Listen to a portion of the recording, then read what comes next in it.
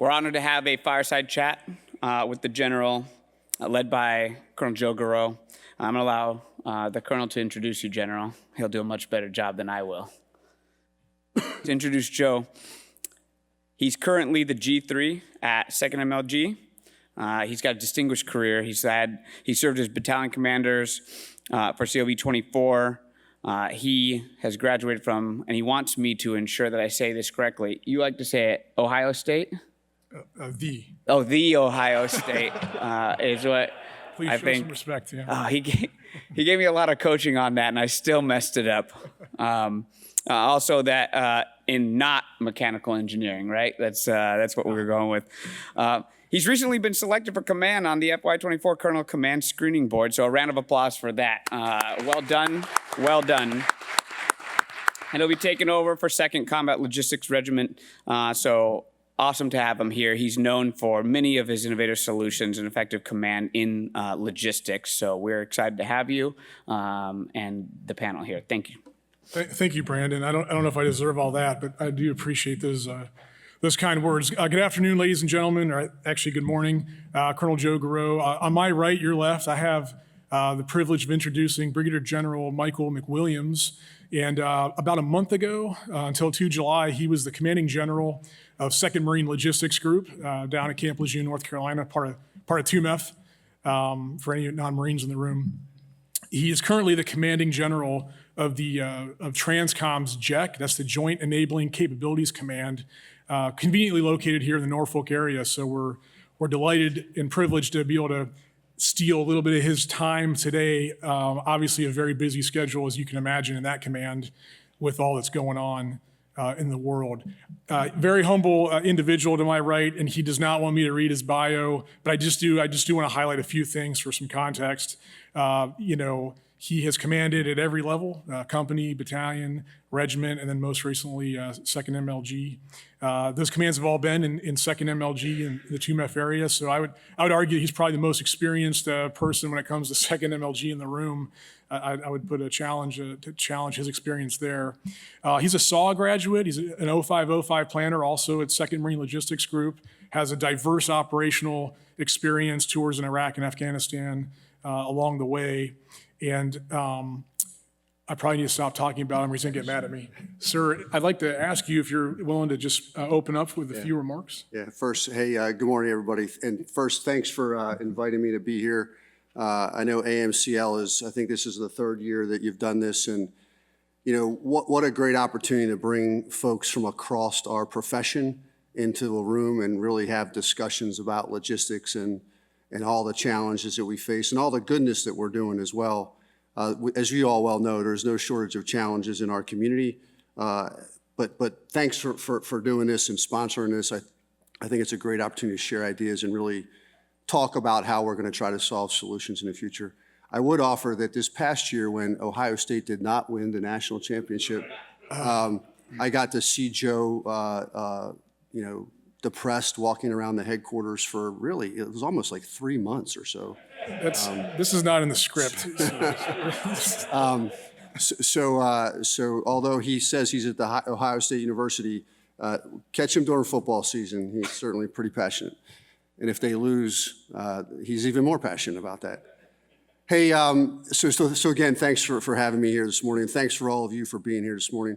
Hey, real quick, I am currently the commander of the Joint Enabling Capabilities Command. So what we do is TRANSCOM has been tasked to be a joint enabling provider through the Unified Command Plan, and we do that for TRANSCOM. We exercise that for TRANSCOM. So we provide rapid planners, so think operational planners, synchronizers, and subject matter experts, so functional planners, public affairs specialists, and communications, so think people and equipment, to combatant commands and joint task force as they stand up to prepare to do operations. So you think about any combatant command and a service component inside a combatant command gets tasked to be a joint task force headquarters. It takes a while for JMDs to come together and for that joint task force to be able to operate like a joint task force. Our teams can come in, start the plan, and start to be able to do C2 immediately. So we have a whole command full of trained planners And we have 5 squadrons of communicators, all joint, and the communicators are able to go anywhere in the globe. Most of what we can do is on commercial aircraft, meaning we can deploy on commercial aircraft, although our larger modules need to go out on military aircraft. And we can plug in globally to the DISA global network. Only command authorized to do that. Most other communication units around the world take 30 to 60 days to plug into that. So we can provide instant command and control. So that's what the team does, our team does in a nutshell. Certainly honor and privilege to be part of that team, and I've been there for about a month trying to learn. But that's not what we came here to talk about, but that's what the JEC does in a nutshell. And again, thanks for having me here this morning. Appreciate it. Oh, thank you, sir. Thank you for those opening remarks. And so to kind of get into the meat of the discussion, crisis logistics, the way we're going to do this is we're going to kind of unfold the last 2 years when General McWilliams was in charge of 2nd MLG, and we're going to kind of walk through kind of what he did, why, and how that paid off, or some of the challenges through a series of questions. So I'm going to ask 3 or 4, maybe 5 questions. We're going to try to save about 15 minutes towards the end for Q&A. So if you have a question that we spark or generate, just please jot that down. We'll try to get to you. And if there are no questions at the end, I've got plenty of my own questions, so we'll just keep it going until 12 noon. So with that said, sir, I wanted to start with the experimentation efforts that you led in close coordination with Marine Corps Warfighting Lab, CDD, CD&I.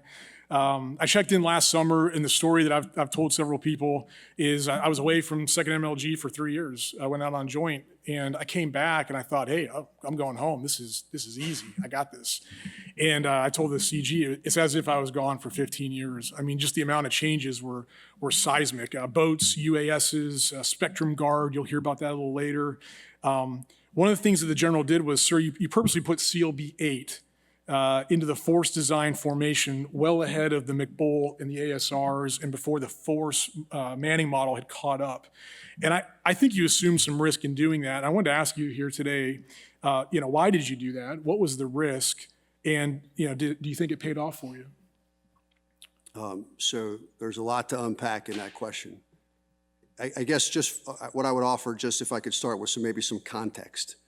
So first, 2MEF, Marine Corps Service Retained Force, we're Global Crisis Response Force outside of Indo-PACOM. So that's 5 COCOMs that we need to cover down on. The MEF commander's guidance to us was focus on the Tri-COCOM region plus Southcom with a little bit more gas on the UCOM AOR. So that was context, operational context inside of 2MEF. At the same time, right around the spring of 22, so I took over in June of 22. Spring of 22, the Marine Corps officially came out with the transition plan for the MLGs for force design. So that's going on. And then right around, I believe it was August of 22, CD&I published a logistics experimentation plan, which tasked MAR4Com, 2MEF, and then ultimately 2nd MLG to have an experimentation battalion. So that's just some context. So when you look at all the things that I just talked about being on our plate in the summer of 22, late summer of 22, really what I thought we needed to do, or what we thought we needed to do, was probably tackle the experimentation piece first. And we didn't believe that we should just go experiment for experiment's sake. Although there was objectives that CD&I had published, we didn't think that feedback would be worth it if we were not in an MLR CLB formation. Well, that ASR wasn't coming for 18 more months. So we went through some detailed planning. We ended up putting about 100 people into CLB-8 and pulling about 100 people out of CLB-8, which generally put us in the MLR CLB framework. That took a couple months to actually get through and execute, and we got really close. For example, there were some rank mismatches. We didn't have enough captains in the entire MLG to even make all the company commanders. There's some MOSs that weren't created yet or we didn't have enough of. But we were able to then put CLB-8 in an MLR CLB formation. And from there, we were able to develop an 18-month training plan that number one focus for CLB-8 was to be a CLB, to train to the CLB missions. And then the additive piece to that was, hey, during this training plan, we need to be able to touch on some of those all of those objectives that have been laid out for CD&I. And so what you saw over the course of CLB's lifespan, including its culminating as we speak, was, ITX followed by Unitas. So the battalion was on, I think, the New York, and we also operated on, so 3 platforms in New York in 2 separate countries, distributed command and control. Ultimately, they did a bunch of Israel planning in the fall, and then it was supposed to culminate with a full battalion in Murphy Rotation 24.2. Now, due to some operational commitments, we had to downscale that, and only a CLC went out. But I would offer that we're testing the formation against that right now, because you have an MLR CLC out in Europe operating, I don't want to say alone and unafraid, but they're out there operating, and then the battalion's going over and doing some dynamic force employment. We did that once while I was still there. I think there was a second time that they were going to go out over top of them for an exercise. So that was kind of the framework and the plan for CLB-8 to be able to experiment with. We got to all the other things I think we'll talk about in a little bit, but the force design stuff we got to later on. I think so was there risk? So there was. We took some calculated risk. A couple things that I can remember off the top of my head: air delivery, intermediate maintenance, and we thought medical would be a risk, because we wanted, so when we put the air delivery piece, so those MLR CLBs have a pretty significant air delivery footprint.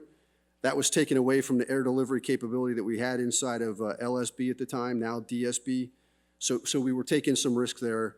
We were taking some risk in some intermediate maintenance pieces. So in particular, what comes to mind is howitzer maintenance. So most of the formation, the number of howitzer maintainers, we were stripping out of maintenance battalion to put into the battalion. And we thought medical would be a degrader as well.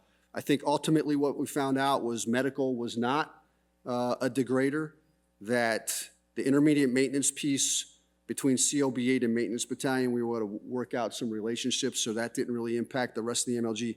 But about 9 months later, I think it might have been the fall of 23, we moved air delivery back out. So we had experimented enough with the formation, the risk was getting too high, and we moved air delivery back out of CLB-8 and put it back in LSB, now DSB.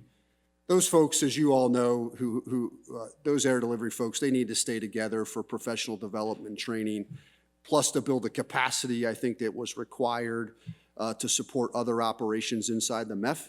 And until we grow the air delivery to where it needs to be, we felt that was a safe decision. So we did take some risk there. You asked me about payoff. I believe that the payoff was there. So, not only just the battalion, and I don't want to get it. We tested with concepts, technologies, and formations, and I think we were able to write about those. The MLG produced 4 assessment reports while I was there. The team did, and in a couple of those assessment reports, we were able to report back to the institution on formations, concepts, training. As you all know, some of you may know, experimenting with really C4 modernization and distributed command and control, UASs, littoral sustainment platforms, or boats, both CLB-6 and CLB-8 experimented with that. Everything I thought that we were doing, I don't even like the word experimentation, but everything we did, mostly everything we did, made us better logisticians, made us better at providing sustainment to the warfighter. So I don't even view it as sustainment. The challenge became when we started to see successes with what our Marines and sailors were doing, and I'll talk about, I think, creativity here in a minute. The institution really couldn't keep up with the need, and I'm looking at Aaron now, and Aaron and I have talked about this multiple times. We found things that were successful, and then it's like, gosh, we have to scale this right now so the rest of the MLG can do that, and we just, the big green machine just can't keep up that fast, right? So we started to feel some operational limitations, if you will, because of some of the successes that we had.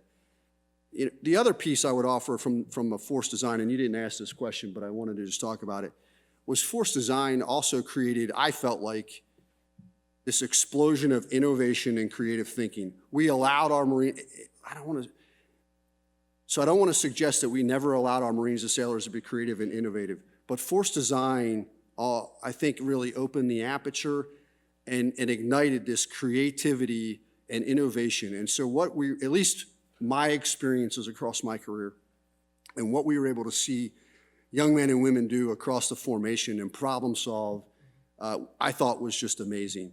That you didn't ask that, but I wanted to add that. So ultimately, I think that what we were able to do was paying off from my perspective, and I think that we are informing the institution, which is what they asked us to do when we had the experimental battalion.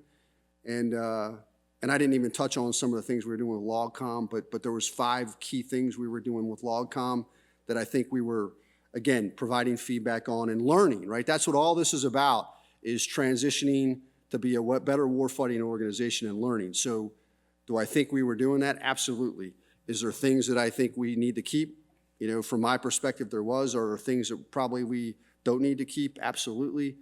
But things that we need to wrestle with, all the MLGs need to wrestle with, and the institution will need to wrestle with as we move forward. No, it's excellent, sir. You mentioned experimentation, and so I just wanted, if I can just grab onto that for a minute. I think about what the efforts you led with C4I modernization and second MLG. Would you be willing to share with the audience some of the innovative and experimental, I know you don't like that word, but creative, I should say, forward progress that I think you made in the C4I realm? So I would say that that was not me. That was Glenn Burdella and team.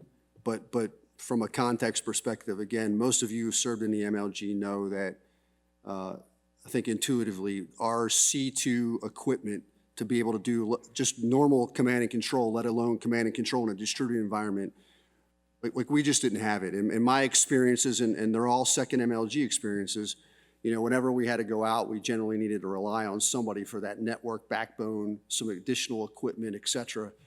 So when we got there in the summer of 22, I asked Glenn to do an assessment. He did an assessment. We asked for more program of record equipment, which we got plenty of. But we also then did an assessment on how do we do this in a distributed environment and really with the ability to maneuver inside the electromagnetic spectrum. So we did another assessment, and Glenn created this buy, try, decide process.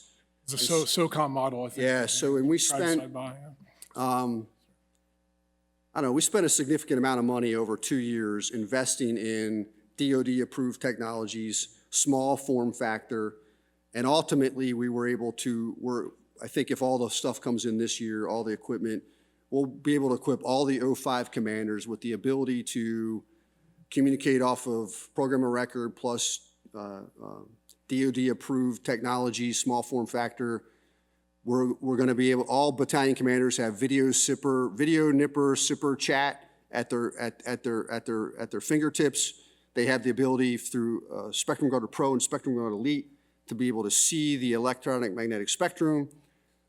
Through Intel, they can understand when and what platforms they need to talk to, and then we've offered them, I think, all of those platforms to talk to.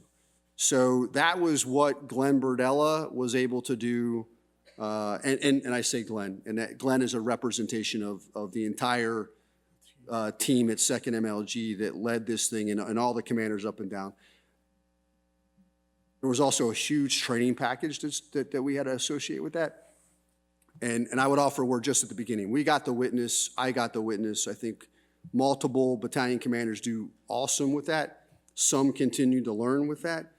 So the training piece is critically important. And I think as these things become more familiar, we have access to them, that we are going to become better as an organization in the ability to do distributed C2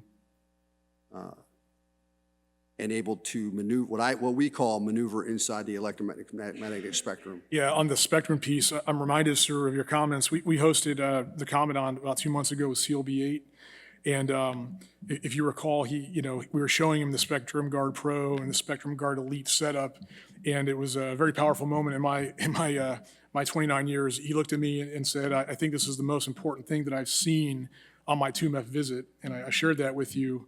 Can you kind of explain maybe to the layperson that's not really familiar with that, what we're doing with that, and how it really changes how we do tactical logistics operations? So I would offer that, and you've heard me say this too. You never want to kind of say one thing is more important than the other sometimes, but this was I think this was a pretty significant lift that the team did, and pretty impactful for the mere fact that this is one thing that's going to save lives. And what I mean by that is, in this forum, when you all know that when you produce a signal, you are a target, and you got to be able to work inside of that. In our business, not communicating is not a solution, okay? I guess it is a solution, but it's probably not a very good solution.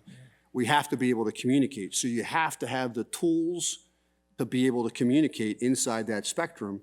And so I think that this is, and I think it changes the way we do business. We have enough, we're getting to the point where we could have enough C2 assets to be able to do distributed C2, logistics C2 across the formation, and be able then to be able to do our jobs. So being able to see the spectrum, having the training to know what it looks like, what radios or equipment you should use and when to talk on it based on intel is pretty powerful. And now, we have that ability to do our jobs, right? And that's what the systems and processes do, is allow us the ability to support the warfighter. And that's what we really need. And I think that that's the powerful piece behind all of this. Yeah, yes, sir. It was powerful to see. I think CLB 26 did it last year, where instead of going into like the old MCOM days, where you just turn off comms to hide, they actually blend in. That's right. Yeah, it's really. So I would offer they were probably our best example at the time of a commander and his team understanding how to actually execute that, and the rationale behind how he was able to do that. What's that have to do with crisis logistics? I would offer everything, right? I mean, that is, to me, fundamentally the ability to do your job. You need that type of backbone, if you will, or framework around you to be able to execute. Perfect. Thank you very much for that. I'm going to switch gears a little bit. You mentioned briefly in the first question, Marine Rotational Forces Europe. I think we were talking about MRF-D yesterday a little bit, Marine Rotational Forces Darwin. A similar, I think, kind of approach over on the European AO that obviously 2MEF has to cover down on, is to send an expeditionary logistics force there. What I wanted to ask was, what led you to believe that posturing a logistics force in Europe was effective and efficient use of combat power? So there's a process here too, so just give me a minute, right? So again, I go back to the summer of 22, fall of 22. What we were being asked in 2nd MLG to do is provide multiple small formations into the EUCOM AOR. And that requires you to do IPCs, MPCs, FPCs. So we had people moving back and forth. So the team came and said, sir, we think we need to put a formation in Europe, really to optimize the force and increase readiness, vice detract from readiness.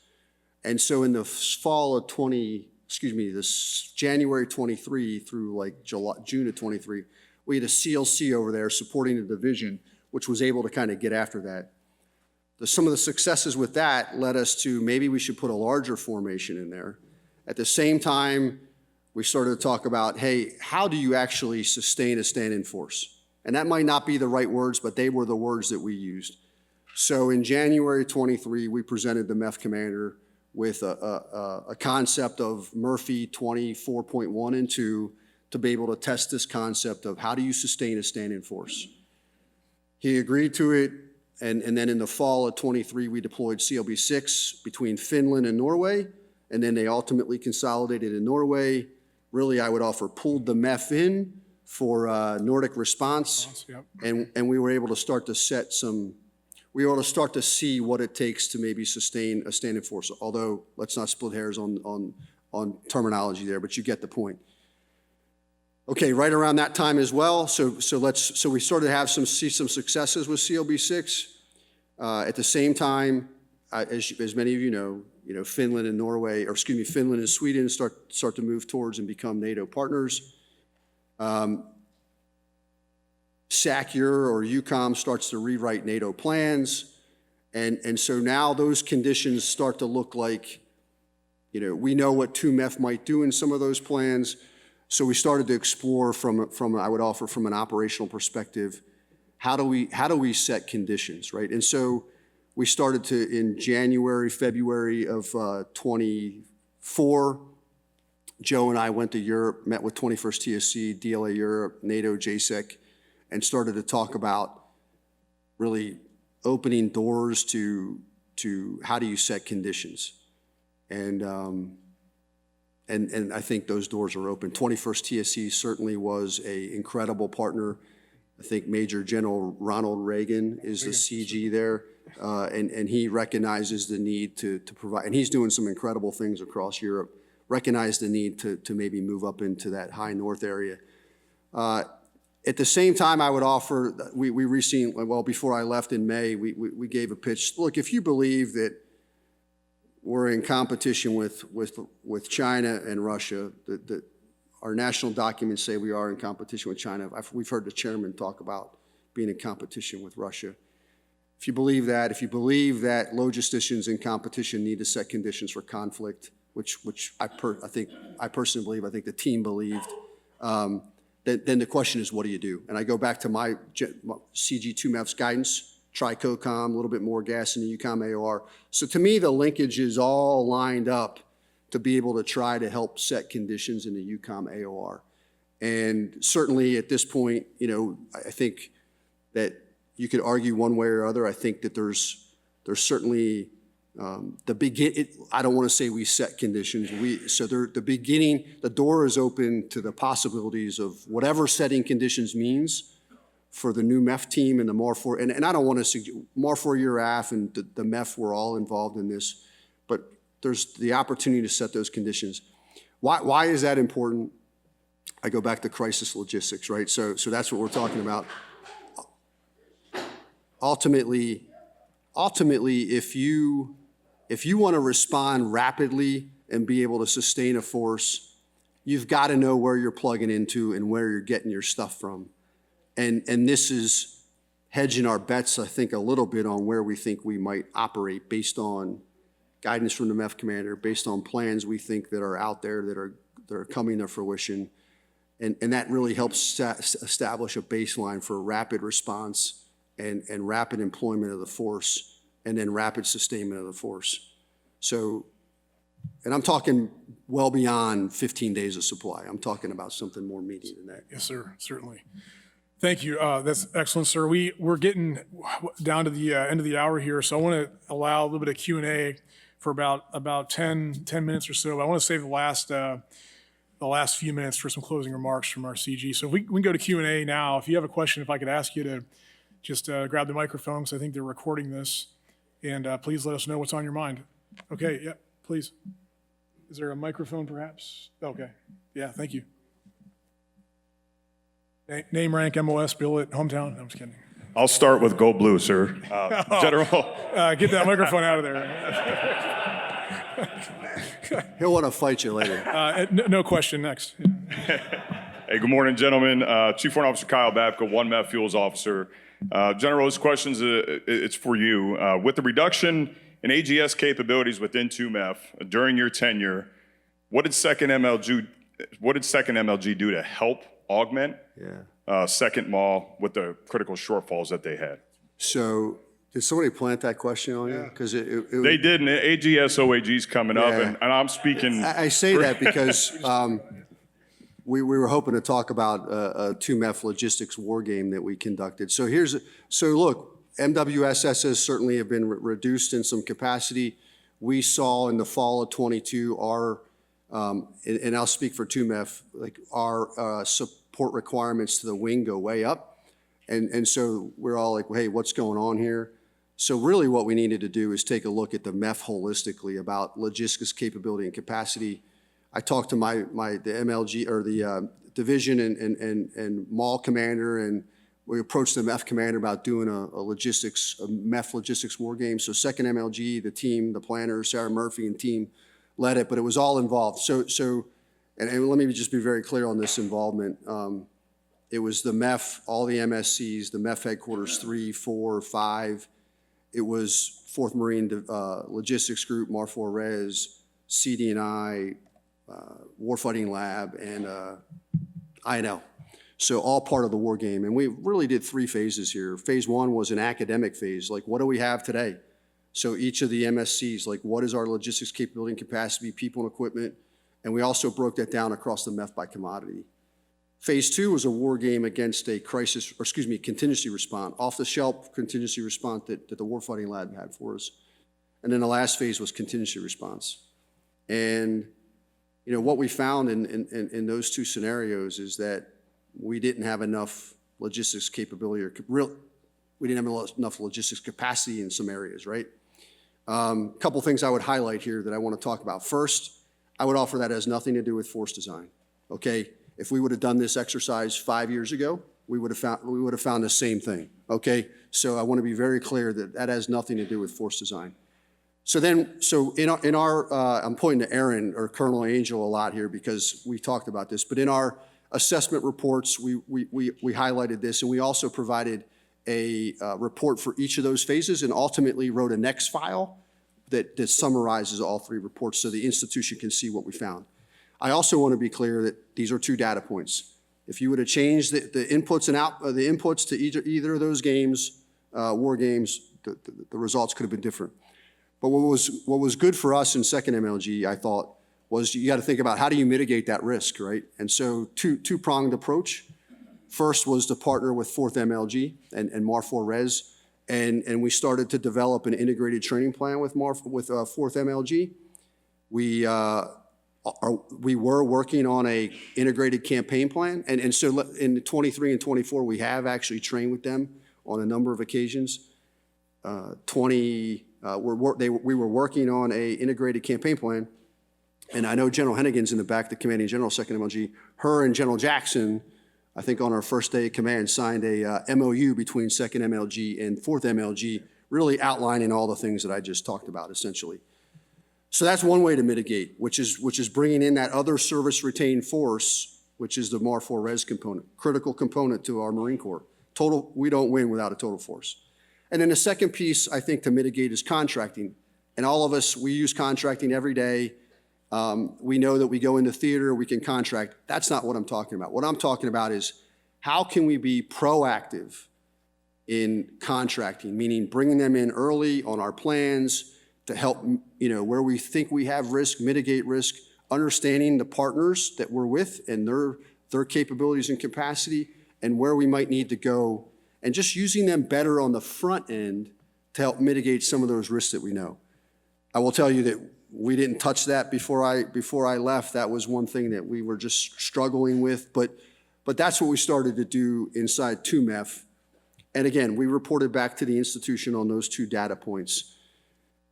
That's probably not exactly what you asked, but it was a good opportunity to talk about that. Ultimately, we were supporting them all. Here's an example, right? So WTI, right?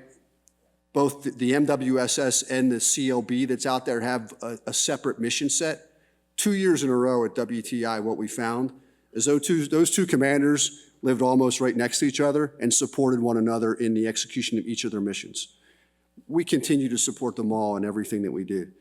Matter of fact, when I was there, if I had an extra battalion, I would have put a battalion in DS of them all. That's how much of a relationship we had. Although, obviously, we don't have the capacity to do that. But that's the kind of relationship I think we were developing there. Does that help? Okay. Thank you. Any other questions? I see you, sir. If we can, we'll get you, let's go ahead. You get the microphone? Go ahead. We'll get you next. Sure. General, thank you very much for your comments.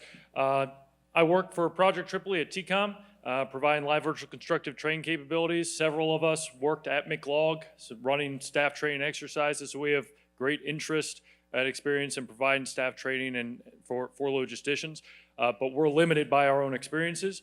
We definitely recognize that as we look to provide a contested logistics training capability, both to facilitate your experimentation efforts and to scale those to everyone else, we need more insights into what you're learning, how you're coordinating with CDD, and what are those capabilities and ways of operating that we need to better represent in our simulation-supported training environments. Any recommendations you have for how we can be better tapped into what you're learning, how you are designing the MLG, and what capabilities you're looking to pursue and how to leverage them so we can make sure we are representing them appropriately? So first, I'm not pursuing anything anymore because I am not the commanding general of 2nd MLG. But here's what I would offer, right? So thanks for what you do at McLog, right? McLog is an incredible organization that provides that incredible staff training. Matter of fact, 2nd MLG, you guys designed something for us last spring to take the entire MLG headquarters out there to exercise them. I know our regimental commanders are going through there, our battalion commanders. I went through there as a battalion and regimental commander. So thanks for what you do. I mean, we could probably communicate better. Those assessment reports that we produced were out there for the whole community. I'm not going to lie, and I don't know where the final distribution list went. I know Patrick Reynolds used to have them. But I think, I'm not sure that I would say that what you do today, when we come out to you and talk about how we want to employ, how we might want to employ a headquarters, you know, the scenarios need to drive some of that too, right? So we haven't talked about distribution webs and multimodal distribution and how we tackle like the distribution problem in the next fight. But but some of those things on the ground can probably help with testing the staffs as you work through those things. But I think you just reach out to the MLGs and talk to them about what they want to see from you, and you'll be fine. That would be what I would offer if I was to give that answer 2 months ago. Thank you. Okay, we have time for one final question, sir. Hey, sir, Travis. How are you? Travis, how are you? Good to see you again. So your experimentation reports were very influential in some of the stuff I was doing at LogCom to help them write their 5-year campaign plan. So where you were thinking about growing and expanding, but one of the interesting things that we keep running into culture-wise for logisticians is they often find themselves as sort of the bill payer for everybody else's bad decisions. So they'll deal either zero sum or make the resource choice against what everybody else is doing to enable their outcomes. But looking at what you were doing from experimentation, it's clear that there's an expansion requirement either in services or in capabilities. So if you were to recommend some trade spaces within the organization, hey, where exactly does the commandant need to make exchanges between maneuver to keep his sustainers sufficient to the problem, where would you recommend them? So do you mean to keep the force sustained or to continue to do experimentation?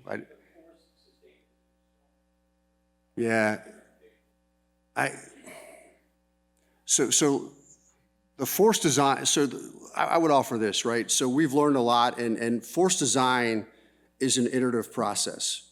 And I think we need to recognize that. I've chosen not to take this idea that, hey, these things have changed and it's different than before and we can't do our jobs.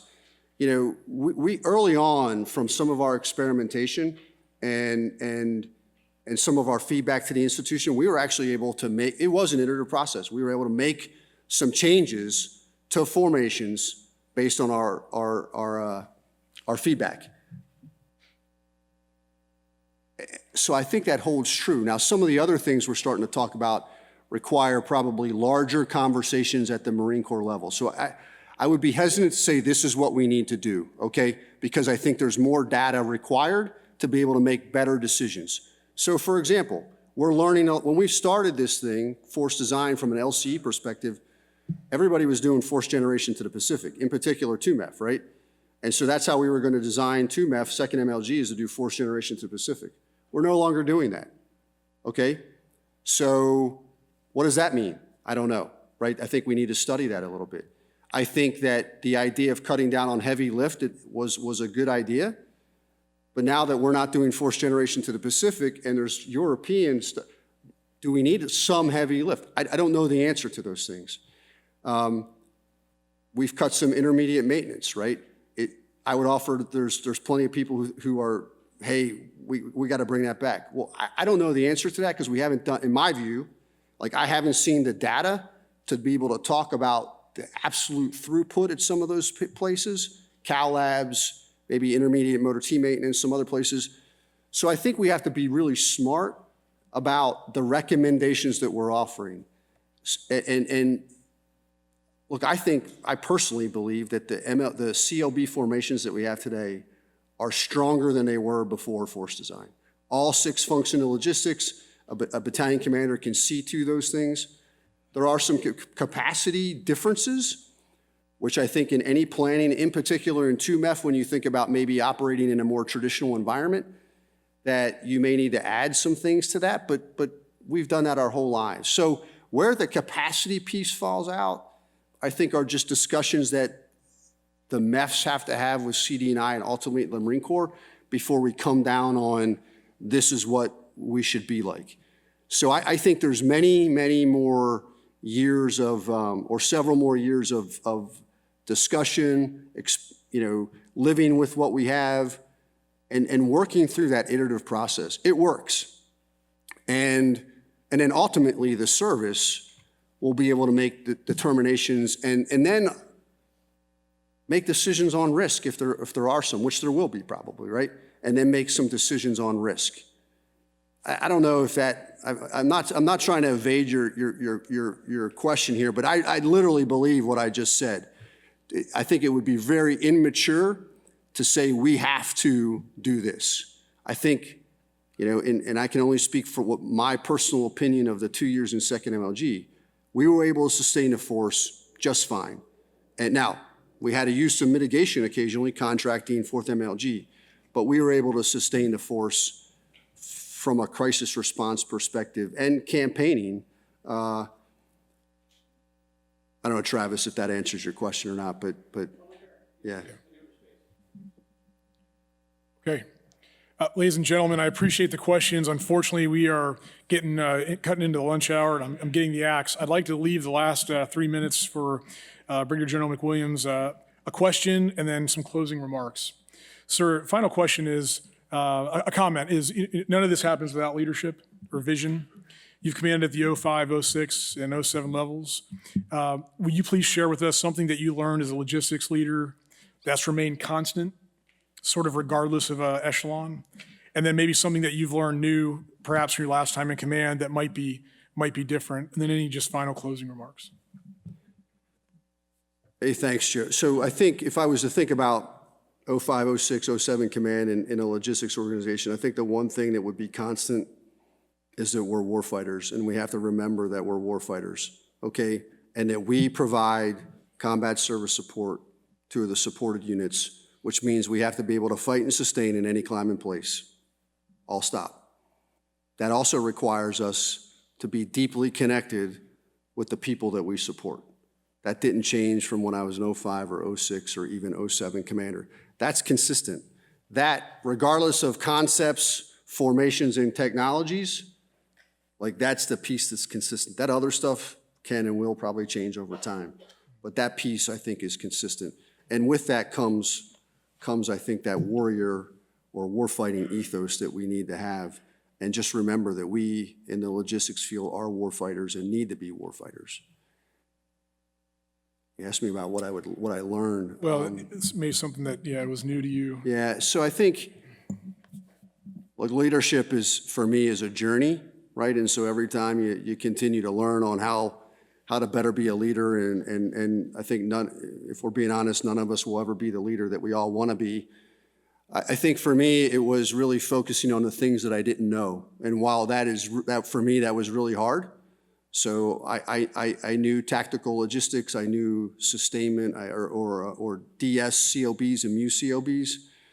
What I didn't know, I knew how to employ them. I didn't know how to force generate and some of the details behind it, medical, dental, some intermediate maintenance, and in particular, supply and a SMU. And so I spent my first 6 months or so probably deeply focused on that stuff. On the things you didn't feel. So the things that I didn't know, so I could provide what I thought was better guidance. You'd have to ask somebody else if it was better, but better guidance to try to figure out how I could help the institution or the MLG and the MEF when it came to those things. So I guess that's what I would walk away from is don't focus on the things that you know, focus on the things that you don't know. And sometimes you don't know what you don't know, so just remember that. Hey, before I just close up, we didn't touch on half the stuff we could have probably touched on when it comes to crisis logistics. The use of data. Julie Ajo's here, pick her brains. She developed a CDA office in 2nd MLG, and she can talk to you all about that. That brings a decisive advantage on the battlefield. When we figure out how to baseline data, integrate baseline, use for decision-making, and ultimately integrate into AI platforms, we will be able to rapidly make decisions. Our OODA loop will be faster than our enemies, and we will be at a decisive advantage. and we have to do that, I think, to win on the next battlefield. We didn't talk about some of the other experimentation stuff, littoral sustainment, distribution webs, multimodal distribution. You know, ask Joe or somebody from the MLG about some of that stuff, but it's really all about, in my mind, about a mindset. And then the last thing on experimentation and providing feedback to the institution, I would offer that, you know, if you think you have something worth sharing, you should write about it and get it up there through a chain of command somewhere, and have an open mind. Like we're doing things that we think are making us better. It doesn't mean it's the right answer across the entire Marine Corps. Littoral sustainment platforms, for example, when I think of that for what we're doing, or connectors, right, not LCUs or LCATs, I'm thinking like 40-foot platforms that can carry small supply nodes to get on an archipelago, an EAB, and push sustainment. Like that works in the 2MEF AOR for the most part. So the concept, I think, is good globally, but the platform, that doesn't work in 3MEF, right? I mean, 3MEF has thousands of miles of oceans. Like that's not gonna work there. So we have to be willing to, you as an individual, just be willing to think about all of those problems, certainly locally, but then as an institution, and where concepts may work, different platforms may work, some concepts may not work, and all that's okay. Have an open mind that the things that we're doing may or may not benefit the institution, but please, I would just offer, write about it and talk about it, and that's how we are going to make sure that the process that we're on, which is an iterative process to make sure that we have the best fighting force possible, people, equipment, technologies, is well informed by the entire service.